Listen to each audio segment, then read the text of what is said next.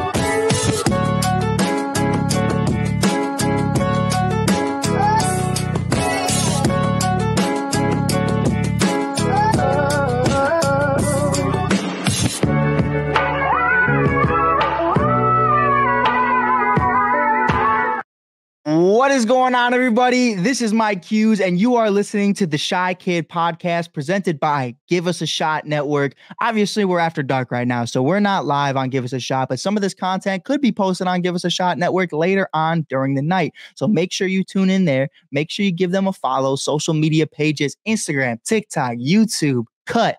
Everything. We are in there like swimwear, baby. You heard? So with that being said, man, let's get into it. Let's talk about it. It's opening day, baby. It's opening day. I'm ecstatic. There's no other way around it. Like I'm geeking. I'm a whole nerd right now. I'm up. I'm at them. Let's get them. We're in there like swimwear for the next however many months. I don't even know. I don't even care. I went to Chicago public school. I can't do math. But until November, we are here. Chicago Cubs baseball is back.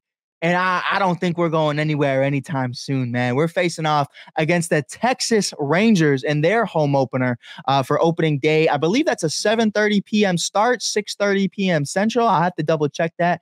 But I'm really excited about it, man. I am pumped. I am ecstatic. There's so many different ways I think this Chicago Cubs season in 2024 can go. And I'm here for all of it, man. You know, I think there's going to be the good, the bad, the ugly, the sassy.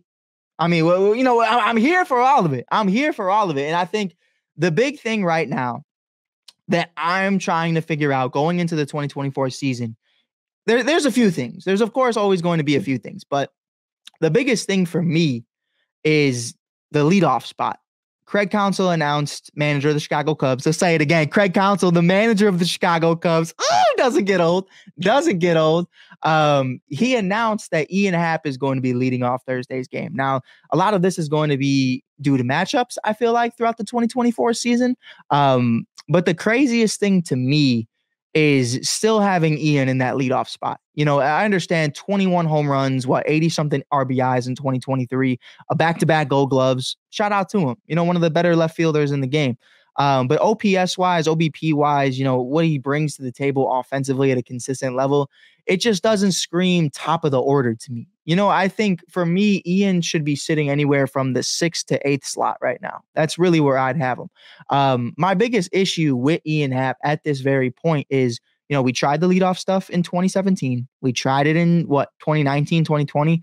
I believe in the bubble with David Ross in his first year. You know, we've tried it, and it just, you know, it doesn't scream leadoff to us. You know what I mean? And we get some big shoes to fill ever since then. You know, Mike Tauchman did a decent job, but Dexter Fowler really set that presence and that precedent of like what a leadoff man should be. You know, you have to be an elite base runner.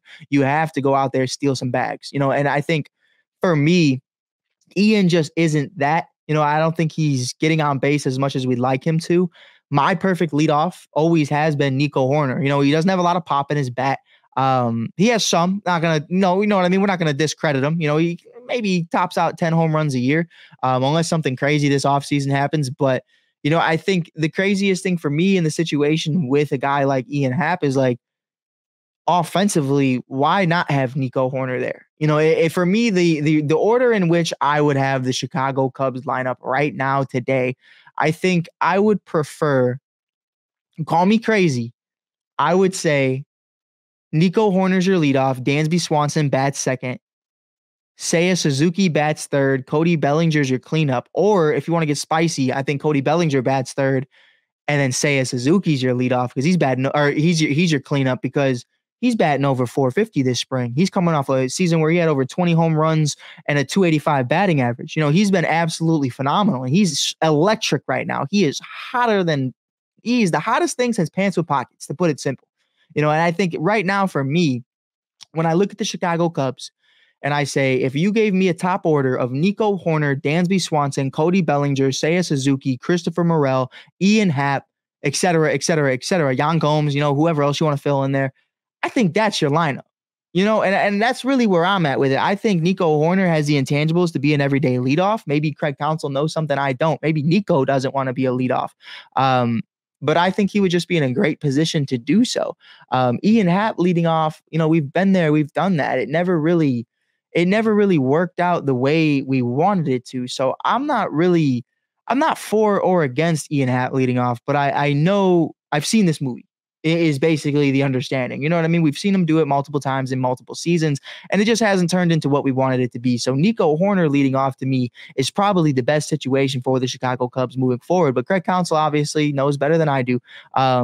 Opening day starter, Justin Steele, the man of steel himself. I mean, what a legend. What a legend. So it's super dope to see him go out there and get his first opening day start. Last year it was Marcus Stroman, rightfully so, just because he's a veteran, more experienced.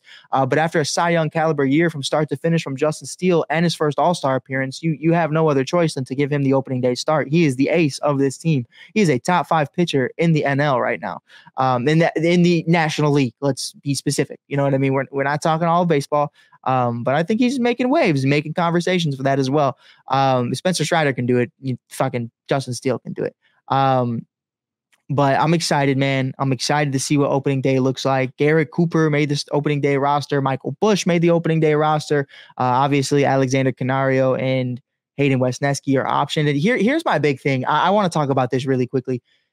I listened to so many people talk about Alexander Canario starting the year in AAA Iowa, and you can just tell people who don't understand development. And it's so key and so pivotal to a franchise, an organization, and overall just the player. Alexander Canario was a September call-up and nothing more in the 2023 season. He missed the majority of 2023 because of an injury. He comes back, he hits a grand slam, awesome.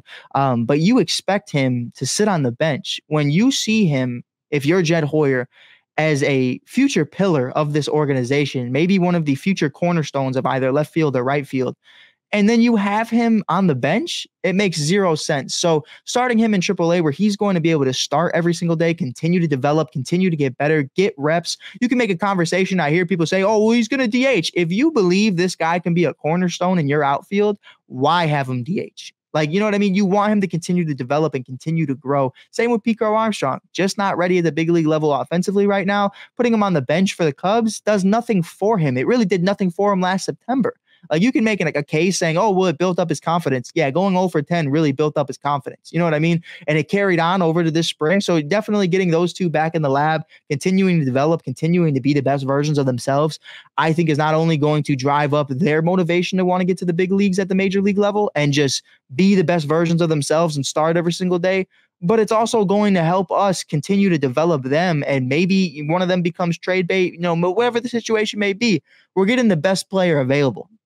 If you just want Alexander Canario to sit on the bench for the Chicago Cubs, you do not understand development. Point blank, period. Yeah, cool. One of the pillars of our future outfield, the guys who we believe can be one in the corners of this outfield, maybe even play center field at some point if asked to. Yeah, let's have him sit on the bench after he spent the majority of 2023 injured. He hits a grand slam in September at the big league. So yeah, of course he's ready. No, understand development. Understand the situational baseball aspects to it and say, if you're Jed Hoyer and Craig Counsell, the best thing for Alexander Canario today is starting in AAA, getting consistent starts, getting consistent reps in the outfield, and just being able to be the best version of himself without all the pressure next to it. You know what I mean? You're coming off the bench, pinch hitting for Cody Bellinger or Mike Talkman or Ian Happ, and you're expected to just hit a bomb right away. Whereas in Iowa, you're in Des Moines, everyone's just happy to have something going on. Iowa's horrible. But, I think at the end of the day, you have to acknowledge and understand, these things aren't just going to happen overnight. So, yeah, at the end of the day, I'm excited about it. Shota Imanaga, super pumped. I mean, this is the first, I believe, if I'm not mistaken, please don't quote me, but I'm trying to paraphrase it the best way I can. He will be the first rookie to make his MLB debut on opening day at Wrigley Field as a starting pitcher. I believe that's the exact quote. So I'm gonna be there for that. We're gonna be interviewing fans, walking around. It's gonna be really sick. It's gonna be a lot of fun. I can't wait to see Imanaga shove against Chris Bryant and the Colorado Rockies. Gonna be an absolute blast. I think it's gonna be dope, man. There's so many things that are going to happen this season, and I think it's just going to be an absolute blast. My expectations, we're fighting for not only the playoffs, but to make it deep into the playoffs. I'm not talking about World Series or bust. I'm just saying if we find our way into the NLCS, it wasn't by accident. That's where I'm at right now with the current state of the Chicago Cubs. All hands on deck. I feel like this team is 10 times more ready than a lot of people believe they are. And I'm super excited about it. But until then, we're going to go live tomorrow morning. Just wanted to give you guys a little quick snippet, a little quick conversation. We're going to be going live on the Give Us a Shot Network, where you can find the Chi Kid podcast. We're also live on TikTok, so make sure you hit that follow button. If you haven't already, share this out to other Cubs fans everywhere that you know and love that might love Chicago Cubs baseball talk every single day. With that being said, appreciate you guys tuning in. Appreciate you guys always being there. Remember, stay beautiful.